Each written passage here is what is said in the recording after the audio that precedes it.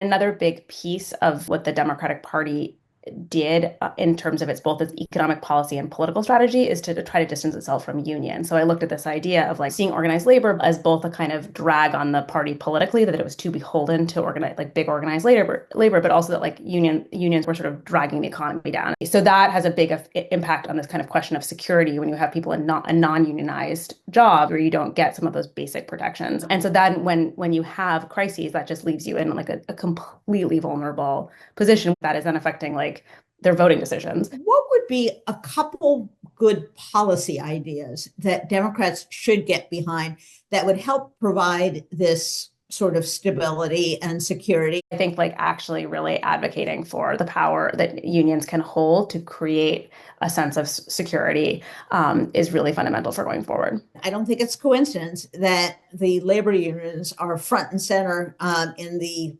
courts as they litigate against the Musk onslaught, and that to some extent unions got ahead of the Democratic Party in terms of organizing social justice increases that many in the Democratic Party said were inappropriate. They said, oh, the auto workers are too greedy. They're asking for too much. And I do remember when President Biden went to the picket line, some of the Democratic Party says, oh, no, he shouldn't be doing that. And he has to be neutral. He can't be seen as being on the side of labor.